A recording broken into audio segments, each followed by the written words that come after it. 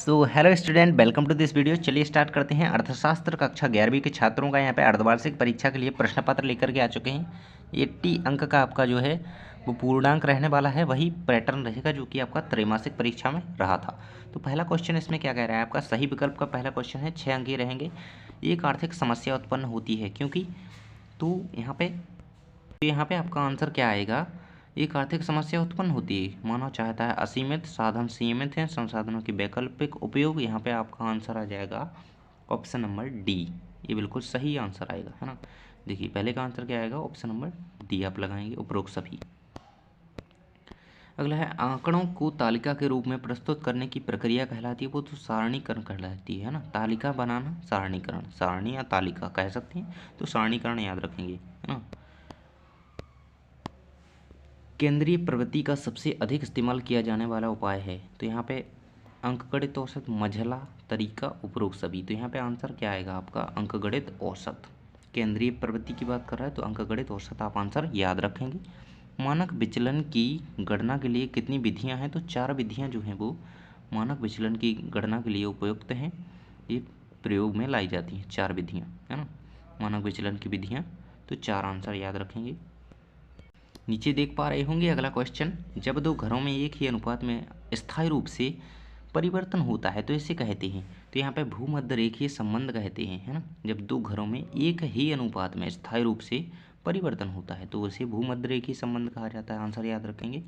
अगला क्वेश्चन है आपका, ब्रिटिश भारत के दौरान पहली बार जनगणना के आंकड़े कब एकत्र किए गए थे, 1982। आंसर याद रखेंगे, है ना।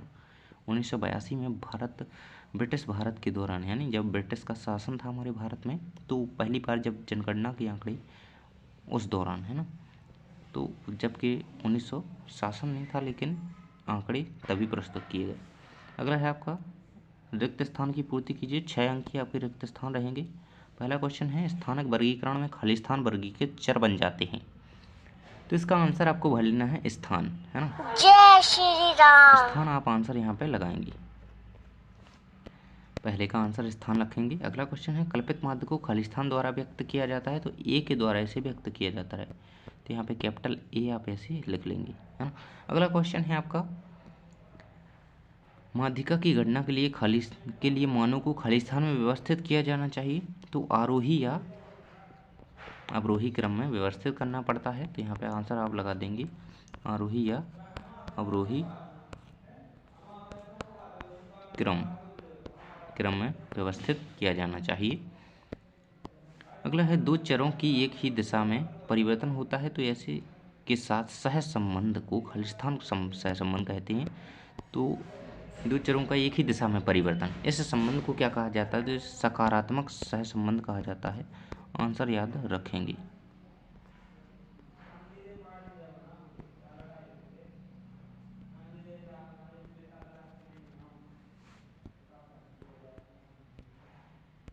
तो यहाँ पे आप देख पा रहे होंगे इसका आंसर क्या लिखेंगे आप। देखिए सकारात्मक सहसंबंध आपको इसका आंसर लगाना है, सकारात्मक सहसंबंध से कहा जाता है। आंसर है किसका, आपको फोर्थ वाले का। इसके बाद अगला क्वेश्चन है आपका, परिप्रेक्ष्य योजना, है ना। परिक्षेप्य योजना की बात यहाँ पे की जा रही है। परिक्षेप्य योजना एक खालिस्तान अस्थायी योजना है, तो इसका आंसर आपको लगाना है एक लंबी अस्थायी योजना है ना। लंबी आंसर आप यहाँ पे लगाएंगे। अगला है आपका, खालिस्तान का तात्पर्य सामाजिक हित पर स्वहित की सर्वोच्चता है। सामाजिक हित पर स्वहित, तो उन्मूलन आंसर रहेगा, उन्मूलन, है ना। तो इस प्रकार से सही जो आपके रिक्त स्थान थे इनके आंसर हो जाते हैं। अब आती हैं जोड़ियाँ, तो माध्यिका, इसकी जोड़ी मिल जाएगी आपकी मध्यम पद से, है ना, मध्यम पद। इसके बाद है माध्य, तो माध्य का होता है यहाँ पे इस प्रकार से, ए से इसकी जोड़ी मिल जाएगी प्रत्यक्ष कर, माध्य का सूत्र है वो प्रत्यक्ष कर होता है, इसकी जोड़ी मिल जाएगी आयकर ई गेट से, है ना। आपकी आयकर ई गेट से थर्ड की जोड़ी मिल जाती है। इसके बाद है कल्पित माध्य, तो कल्पित माध्य की कोई मनमाना मूल्य आप यहाँ पे इसकी जोड़ी लगा लेंगे। सहसंबंध, तो इसकी जोड़ी कॉल पियर्सन से लग जाएगी, और प्राथमिक क्षेत्र है जो वो कृषि है हमारा। तो ये आंसर आपको इसी प्रकार से बिल्कुल याद रखने हैं। तो देखिए यहाँ पे हो जाते हैं आपके सही जोड़ियाँ। इस प्रकार से आप इन्हें याद रख लेंगे। चलिए आगे बढ़ते हैं। आप नीचे देख पा रहे होंगे सत्य असत्य का चयन कीजिए। तो यहाँ पे पहला क्वेश्चन क्या कह रहा है आपका, सत्य असत्य में है पहला क्वेश्चन। संचयी बारंबारता वर्ग की बारंबारता के रूप में होती है, तो यहाँ पे बिल्कुल असत्य हो जाएगा इसका आंसर। अगला है माध्यिका के मदों के विचलन का योग शून्य होता है, तो ये भी गलत हो। विचलन का ऋणात्मक वर्गमूल मानक विचलन है, तो असत्य हो जाएगा। इसके बाद है दो या दो से अधिक समूह का या जंजीरों के बीच निश्चित संबंध को सहसंबंध, तो बिल्कुल सत्य है ना। अगला है तृतीयक सेवा का दूसरा नाम सेवा क्षेत्र है। तृतीयक सेवा क्षेत्र का दूसरा नाम है, सही बात है। और नई आर्थिक नीति में LQP के LPG द्वारा प्रतिस्थापित निहित है, तो यहाँ पे इसका आंसर सत्य हो जाएगा आपका छठवीं वाले का। इसके बाद है सहसंबंध गुणांक हमेशा सकारात्मक होता है, तो ये असत्य हो जाएगा। इस प्रकार से आपको इनके आंसर याद रख लेना है ना। आंसर याद रखेंगे जो कि मैंने लगा दिए हैं, सभी के आंसर आपको यहाँ पे दिख रहे होंगे, है ना। तो चलिए आगे बढ़ते हैं। एक शब्द या वाक्य में उत्तर दीजिए। आपके 5वें नंबर के क्वेश्चन में है, एक शब्द या वाक्य में उत्तर दीजिए, आपसे पूछ रहा है। चलिए देखते हैं सभी के आंसर। पहला क्वेश्चन है अर्थशास्त्र जीवन के सामान्य व्यवसाय में मानव जाति का अध्ययन है। यह परिभाषा किसके द्वारा दी गई है, उनका नाम लिखना है आपको। तो अल्फ्रेड मार्शल ने ये परिभाषा दी है, अल्फ्रेड मार्शल। आंसर याद रखेंगे, अल्फ्रेड मार्शल की परिभाषा अर्थशास्त्र जीवन के व्यवसाय सामान्य व्यवसाय में मानव जाति का अध्ययन है, इन्होंने ये परिभाषा दी है। अगला क्वेश्चन है आपका, हम अंकगणितीय रेखा ग्राफ को क्या कहते हैं। तो समय श्रृंखला ग्राफ कहा जाता है। आंसर लिख लेंगे समय श्रृंखला ग्राफ।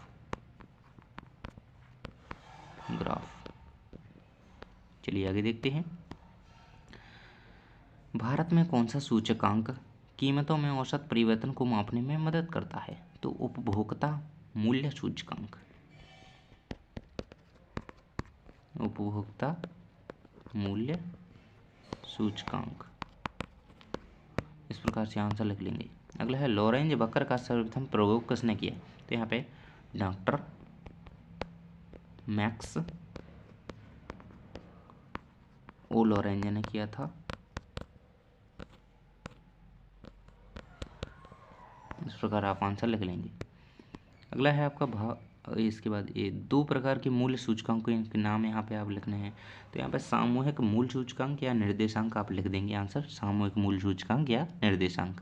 अगला है बांग्ला में अकाल कब पड़ा। तो यहाँ पे आंसर लिखेंगे आप 1943 में जो है बांग्ला में अकाल पड़ा था, पश्चिम बंगाल की बात कर रहा है। हमारा लास्ट क्वेश्चन है ऑब्जेक्टिव का प्रत्यक्ष कर का एक उदाहरण है। तो यहाँ पे आंसर क्या होगा आपका GST, ऐसे बना है GST, जो टैक्स लगता है ना।